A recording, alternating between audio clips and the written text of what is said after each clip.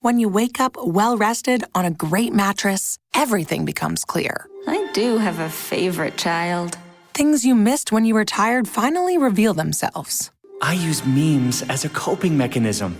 It's Mattress Firm's once-a-year sale and clearance. Get up to 60% off select Sealy, plus a free adjustable base, all with free and fast delivery. Deals this big won't last long, so don't miss out. The right mattress matters. We'll find yours. Restrictions apply. See store or website for details. They say you have 3 names. The one you inherit from your family. The one your parents gave you. And the one you make for yourself. So create the brand of you. Find the job you've always dreamed of and make it yours by going to Irish Jobs, Ireland's online recruitment platform. Take control of your career. Visit irishjobs.ie and move up to the next level you. Irish Jobs. Make a name for yourself.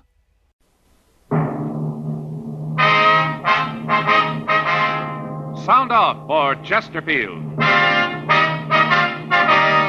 Chesterfield is best for you. First cigarette with premium quality in both regular and king size. Chesterfield brings you Dragnet.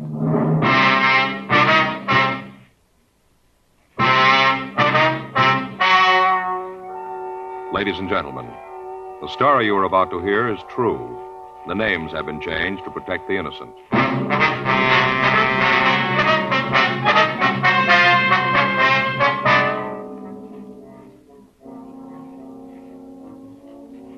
You're a detective sergeant. You're assigned a burglary detail. A wave of burglaries has broken out in your city. The thieves are fast. They're clever. Your job? Get them. Years ahead of them all. Chesterfield is years ahead of them all. The quality contrast between Chesterfield and other leading brands is a revealing story. Recent chemical analyses give an index of good quality for the country's 6 leading cigarette brands. The index of good quality table, which is a ratio of high sugar to low nicotine, shows Chesterfield quality highest. Chesterfield quality highest. 15% higher than its nearest competitor.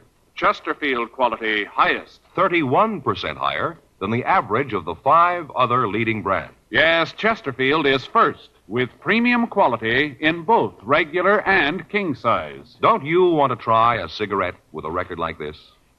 Chesterfield.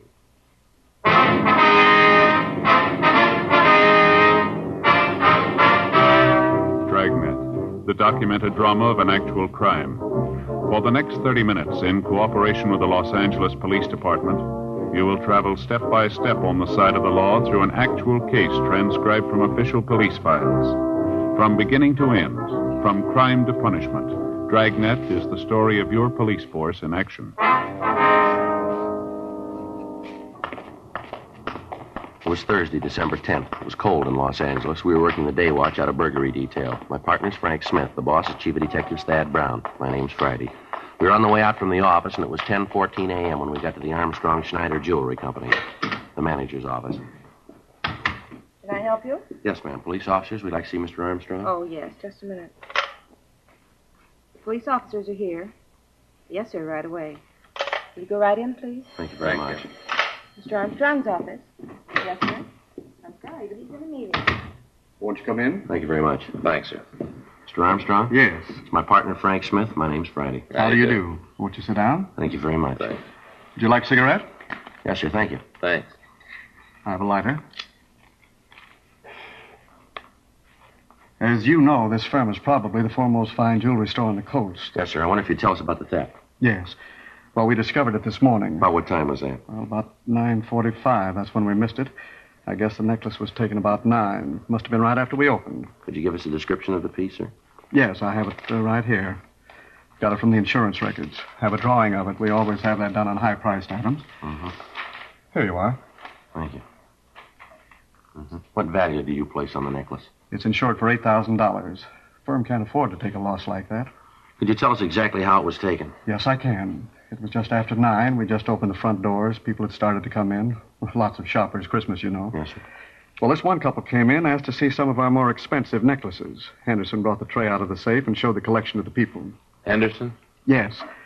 He's the clerk who was waiting on the people. Oh. I Gave him his notice. I had to. Looks to me like carelessness. I wonder if we could talk to him. Yes, all right. Thank you. Miss Courtney, would you have Henderson sent in here, please? Yes, right away. What? No, tell him I'll call later.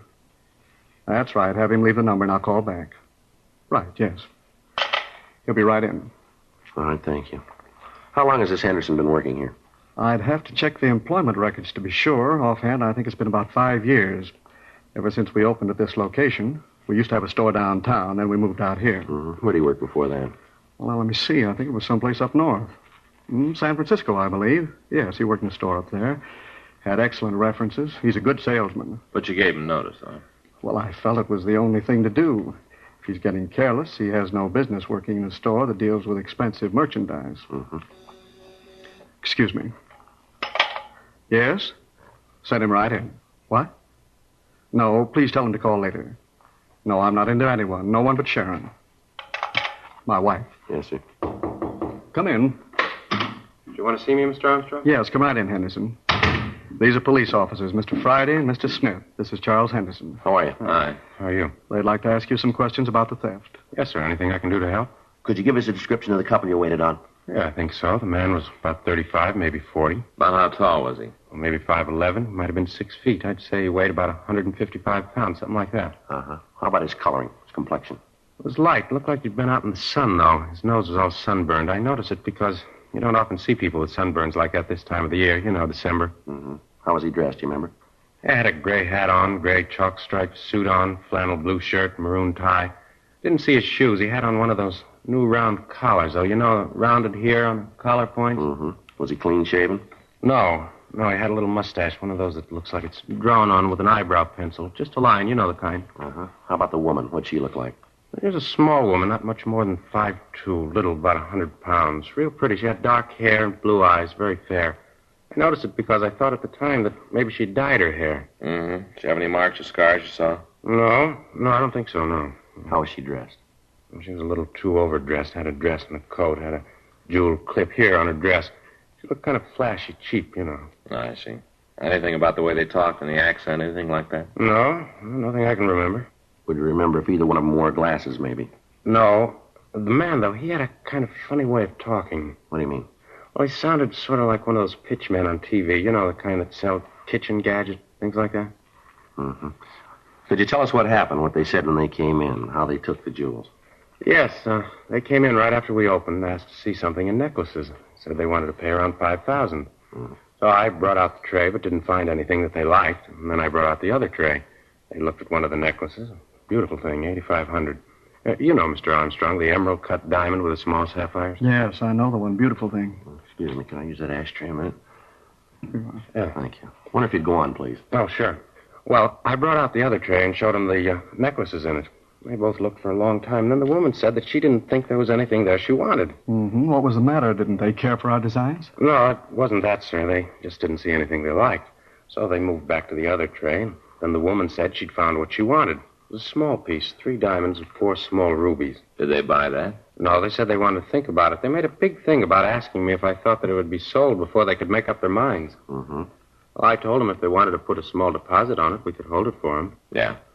Ben said he'd rather not do that. He said they'd know by this afternoon. At that time, there were several people in the store, Christmas shoppers, you know. Mm-hmm. Some of them were looking at a display of bracelets we had on the counter. I went over to them to see if there was anything I could do. You know, tell them that I'd get someone to wait on them. I understand. It's a foolish thing to do, I know that. I'm afraid it was. Yeah, I know now. Well, when I got back, the couple was leaving. They told me they'd be in this afternoon and let me know. Walked out of the store, and I stopped to help a gentleman that came in. When I turned back to the trays, I noticed that the necklace in the more expensive tray was gone. Mm-hmm. Would you be able to give us positive identification of these people if you ever saw them again? Yes, I'm sure I would. Wonder if you can come downtown with us and look at some pictures, see if you can identify the thieves for us. Of course, if Mr. Armstrong has no objection. Not at all. You'd like me to come along, too? I don't think that'll be necessary right now. If there's anything we need, we can get in touch with you here, can we? Yes, right here at my home. I can give you that number. All right, fine. Okay. Here it is. Thank you, sir. Well, thanks very much. You ready to go? Yes, sir. I'll get my hat. Just a minute, Henderson. Yes, sir. As soon as you get through down there, come on back. Your job's waiting for you. All right, sir. I'd like to come back. Anything I can do to help, just let me know. All right, Mr. Armstrong. Not at all. I'll get my hat and meet you at the door. Right. Have you notified the insurance company of the theft yet, Armstrong? I have a call into them now. I'm expecting an agent from the firm any minute. Sure hope you can recover it. Yeah, sure. We'll do the best we can. An $8,000 necklace. How do you think they'll go about disposing of it? Break it up? Well, either that or leave it in one piece. That'll make it kind of hard to unload, won't it? $8,000? Not at their price.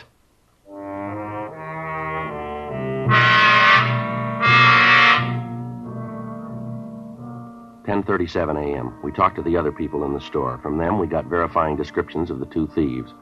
11:32 a.m. Frank and I took the clerk, Charles Henderson, down to the city hall and had him go through the mug books. We got out a local and an APB on the pair of thieves, and a description of the stolen necklace was prepared for the Daily Bulletin. The insurance company that underwrote the necklace got in touch with us and said that they were getting out printed circulars to jewelers throughout the country. The victim was unable to make an identification from the mug books. We had the MO of the theft run through the stats office, but when the possibles were checked out, we had no new leads. Further interrogation of the owners and employees of the stores in the immediate vicinity of Armstrong and Schneider failed to turn up anything new. The theft was not a new one.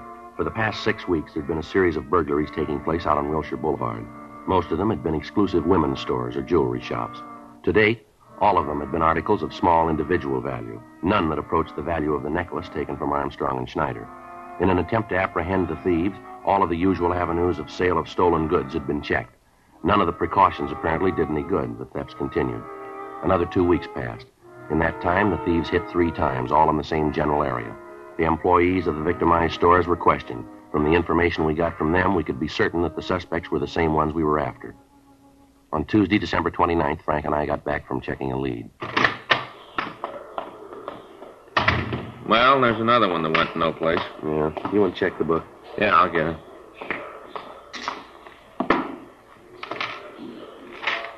Anything there? Yeah, there's a call here from Alex Olson. Olson? Yeah. Got a Dunkirk number. You know Olson? No, that name doesn't mean anything to me. Say what it's about? No, so just call him. Because it's important. All right. Give me the number, huh? Yeah. Here you go. What is this, 190? Is that a 9? Yeah, I think so. Yeah, it's a 9. You don't make 9s very good. Lopey can't write. Can I speak to Alex? Oh, Alex Olson. Yeah. Yeah, that's right. The hotel. Yeah. Hello. This Olson? Yeah. This is Friday. Police department. You want me to call you?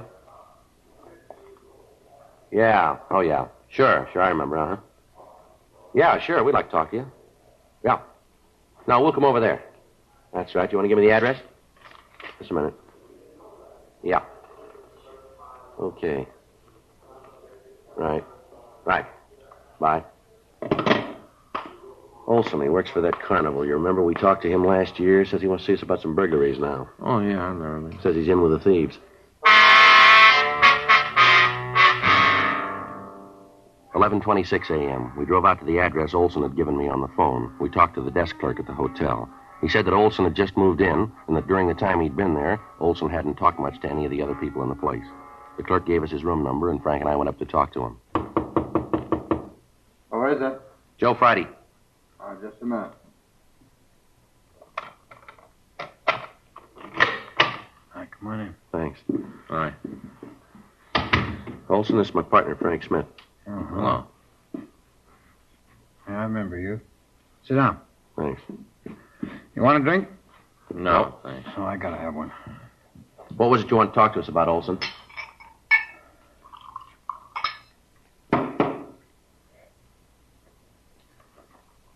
Olson? Huh? What was it you wanted to talk to us about? Oh, man. Going with a hangover. I really get him. Yeah, now let's get to the point, shall we? What's on your mind? Oh, I'll tell you. I don't know why I drink so much. I feel terrible the next day. I always drink too much. All right, now look, Olson, maybe you got a lot of time. We haven't. We didn't come over here to sit and watch you drink. Now get to the point. You said on the phone that you're in with a gang of thieves we're looking for. Now, what about it? What I told you on the phone is true. It's all true. I'm glad to tell you. Get it over. Get it all out in the open. That's what I need to do. Get it all out in the open. You had any breakfast yet? No, I just got up before I called you. there any place around here you can get something to eat? Don't make no difference around here. Nobody knows me. I think there's a place down the street right next to the hotel. But what's all this about food? I think you'll feel better if you have something to eat, won't you? No, wait a minute. You've had enough of that. Put it down. I don't want no food. All right, we do. Let's go. You guys are getting a little bossy, aren't you? We want to hear what you got to say. You keep hitting that bottle, neither one of us is going to make it. Come on, fella. We'll buy you some breakfast. You got a coat? It's cold out. Oh, yeah. I'm sure glad you guys came. I'm glad to get this off my Wait a minute. chest. Those dresses in there. Woman's clothes. Those belong to you? Oh, no. I'm just keeping them for a friend. Well, the labels on some of them here. Come from out on Wilshire, don't they?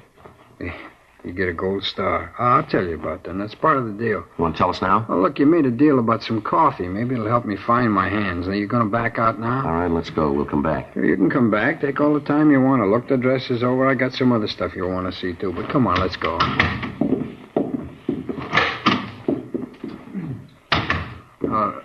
Let's walk down. Now, let's not take the elevator. It's too noisy. Murder. All right. And what's this other stuff you wanted to show us, Olson? The jewelry. I got some of it in the dressers. Cheap stuff. Nothing worth anything. It's cheap. Where'd you get the clothes and jewelry?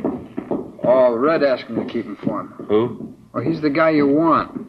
He's the one that's engineering the thefts. He's the one. He's a real crumb. Big man. He's the one you want. I'd like to see you get him. How many other people working with him? 3 others. You know who they are? Sure. I know the whole story, start to finish. I know the whole thing. I'll tell you all about it. Let's go out the side way. All right. Now, where's this coffee shop? Wait a minute. You sure you wouldn't like a belt? No, and neither do you. Now, let's go. Okay, you're calling it. Restaurant's right down here, just a couple of doors. You know where this Red is? Yeah, I'll tell you. He's the one you want. How about the woman who works with him? Oh, that's May. Red's not the guy who goes into the stores, though. A fellow that works that part of the operation is his brother-in-law, a guy named Hank. What was her name? May. Was May. Is she the woman in the team? Yeah. Red wouldn't trust anybody else. Not him. He's a big man, you know. You don't believe it, you just ask Red. He'll tell you. Big man, big bum. This the place? Yeah. You positive? No, I guess you wouldn't.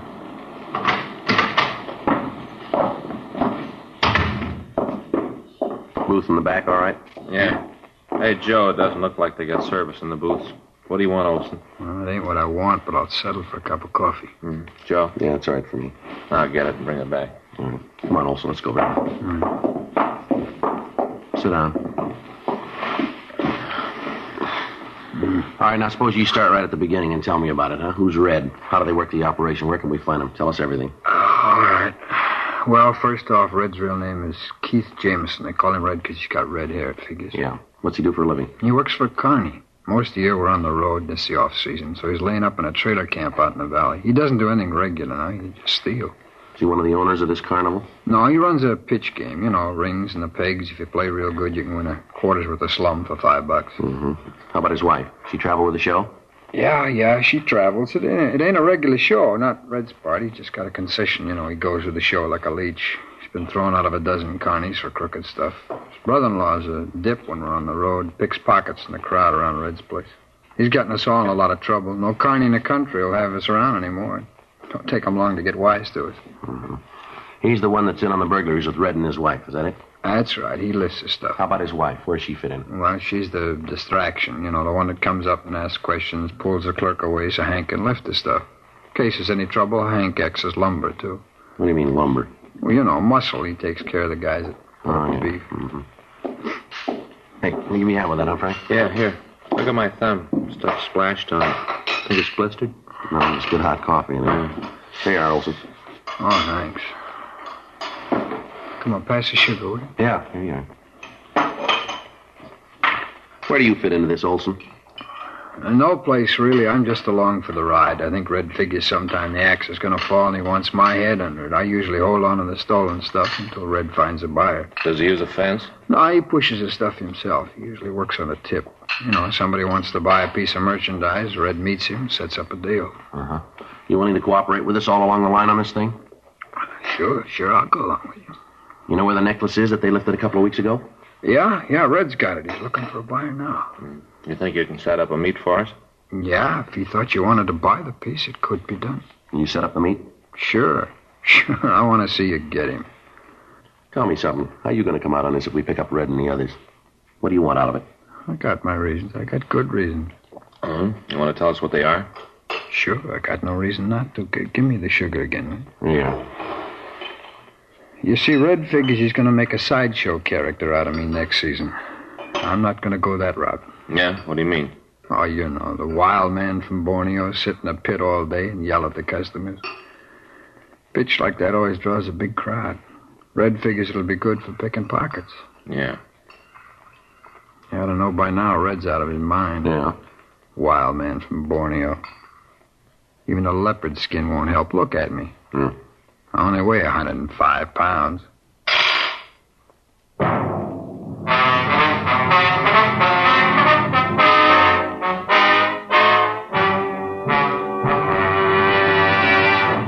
You are listening to Dragnet, the authentic story of your police force in action. Chesterfield is best for you. Listen to Chesterfield's record. For a full year and 2 months, a doctor has been making regular examinations of a group of Chesterfield smokers, and he reports no adverse effects to the nose, throat, and sinuses from smoking Chesterfields. Don't you want to try a cigarette with a record like this? Chesterfield. First, with premium quality in both regular and king size. Chesterfield. First choice with Young America. And that's from a survey of 274 colleges and universities. Try Chesterfields today. Remember, Chesterfield is America's best cigarette buy.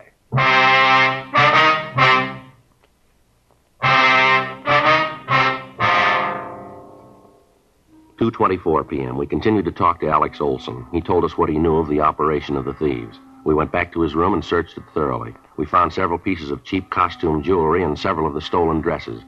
Most of the other things in his room were worthless. As far as we knew, had not been stolen. We took him down to the city hall and had him checked through R&I. He had an arrest record showing several arrests for being drunk in a public place. We checked the name Keith Red Jameson through the files. There was no record on him. There was no record in the moniker file either. Jameson's brother-in-law and the two women were also checked out, but we found no previous criminal record for either of them. Communications were gotten off to Washington to check the possibility that the suspects might have records in other states. 4:40 p.m. We met in Captain Wisdom's office. Olson told us that he'd arrange a meeting for us with Red. While we listened on an extension phone, he called the suspect, told him that he had a buyer for the necklace.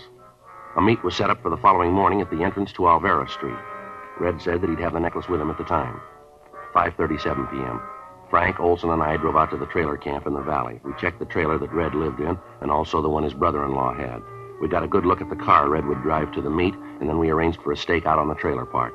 8:23 p.m. The three of us drove back down to the city hall. You ain't going to try and take him at the meet, are you?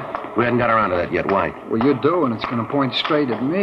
You ain't going to put him away forever, you know. He's going to get out, and he's going to draw a straight line to me. I don't want that. I got to be protected. We'll take care of you. Don't worry about it. Oh, big deal. You'll take care of me. Well, how? That's what I want to know. How you going to do it? We'll get him before he gets to the meet. Here you go, in here. Look, tell me, how you going to work it? We'll come up with a way. You ain't going to get near him in plain clothes. I'll tell you that right now. He'll spot you a mile away. Comes to cops, he's got eyes in the back of his head. You can't get anywhere near him in those clothes. Don't worry, we won't. He'll be picked up for something else. We'll find the necklace on him if he's got it, and he'll never know that's what we're after. Well, how you going to work it? How? We'll be in uniform, in a traffic car coming in from the valley. That might work, huh, Frank? Yeah, think so. He's bound to make a mistake. When he does, we'll be there.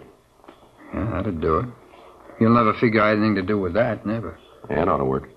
Yeah, that'll work good. Yeah. You guys wouldn't like No, a drink? we wouldn't. No booze. Okay.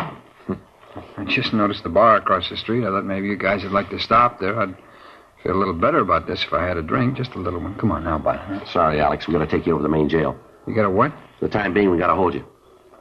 Oh, well, now, wait, it ain't the jail that bothers me, not being in jail. It's just that I hear it's pretty rough to get a drink over at the Gray Bar Hotel, you know. That's the only thing that bothers me. There's no room service there. Yeah, well, it'll all work out for you. Oh, I don't know.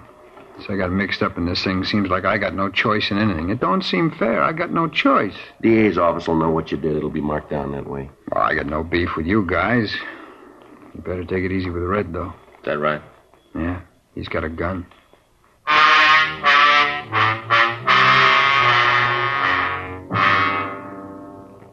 following morning at 4:30 a.m., Frank and I were dressed in the uniform of traffic officers. We were parked 2 blocks from the trailer park in a traffic car. The meet with Red was scheduled for 9 a.m. The officers on stakeout at the trailer park told us that they'd seen no activity in Red's trailer the night before. From where we were parked, we could keep his car under constant surveillance. At 7:45 a.m., we saw the suspect and his wife come out of the trailer and get into the car. We followed them over to Ventura Boulevard, and from there down Coahuila Pass. We kept far enough behind them so that they'd have less chance of knowing that they were being followed. They turned by the freeway construction point and continued on down Coahuila Boulevard. When they got to the corner of Yucca and Coahuila, they made a mistake. They turned left from the wrong lane of traffic. Well, that's it. You want to hit the siren? Yeah. I got the light. He's going straight down Yucca, Joe. Yeah. Pull up behind him, huh? Right. Okay, he sees us. He's pulling over. I'll cover the other side. Watch yourself. Right. What's wrong, officer? I didn't do anything. See your operator's license, please? Sure, it's in my pocket. I'll get it. You want to get out of the car, please? Well, I don't have to get out to show you my driver's I'd like to have you get out of the car. Don't argue with him, Red. Do what he says. What's all this about, anyway? What do you stop me for? You made an illegal left turn back there at Coahuila. Illegal? Oh, you got the wrong guy. See that guy in front of me? He jumped the light something awful. He's the guy you ought to be after. He's the one, not me. All right, move over by the car. What? Over by the car. Now put your hands up there. No, against the car. I don't know what you mean. Now come off it, Jameson. You know what we meet. Get out of here! All right, Jameson, on your feet. What are you doing? You got no right to beat him up like that. A big thing for making a left turn. What are you guys trying to prove? Just wait until the papers get this. We got friends, you know. All right, big lady, friends. take it easy. I won't take it easy. Man makes a mistake and you cops act like you were the judges. You got no right to treat a citizen like that. Here, Frank, you'll hold this. Yeah. 38 Colt. You play rough, don't you, Red? Ah, shut up. What's this, Red? You leave that alone. That's mine. Doesn't concern you. Necklace, Joe? Yeah.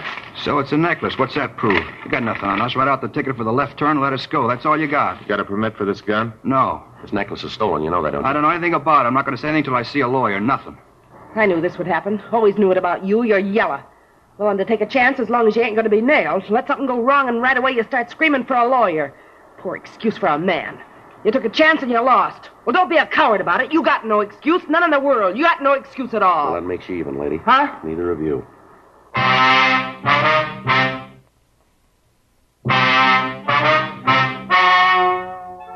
The story you have just heard is true. The names were changed to protect the innocent. On April 15th, trial was held in Department 87, Superior Court of the State of California, in and for the County of Los Angeles. In a moment, the results of that trial. Now, here is our star, Jack Webb. Thank you, George Fenneman. I sure hope you were listening real close to what George Fenneman had to say tonight, because it proves what I always tell you. You can't beat the premium quality you get in Chesterfield, regular or king size. I'd like you to try Chesterfields. They're much milder, and they have a wonderful taste.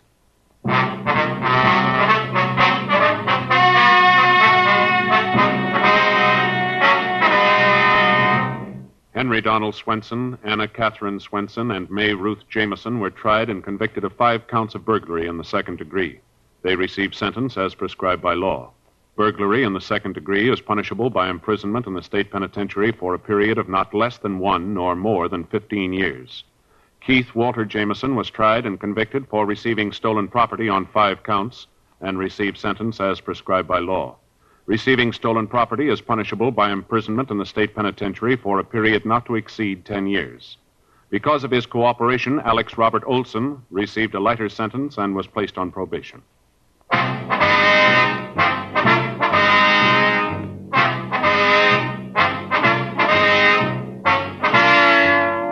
You have just heard Dragnet, a series of authentic cases from official files. Technical advice comes from the Office of Chief of Police W.H. Parker, Los Angeles Police Department. Technical advisors Captain Jack Donahoe, Sergeant Marty Wynn, Sergeant Vance Brasher. Heard tonight were Ben Alexander, Stacey Harris, script by John Robinson, music by Walter Schumann. Hal Gibney speaking. For a million laughs, tune in Chesterfield's Martin and Lewis Show, Tuesday on this same NBC station. And sound off for Chesterfield's. Either regular or king size, you'll find premium quality Chesterfields much milder. Chesterfield is best for you. Chesterfield has brought you Dragnet, transcribed from Los Angeles. Now, new Fatima has the tip for your lips. Fatima tips of perfect cork. king size for natural filtering. Fatima quality for a much better flavor and aroma. So remember, new Fatima has the tip for your lips. Fatima. See how smooth they are. Remember, Fatima is made by the makers of Chesterfield, Liggett and Myers, one of tobacco's most respected names.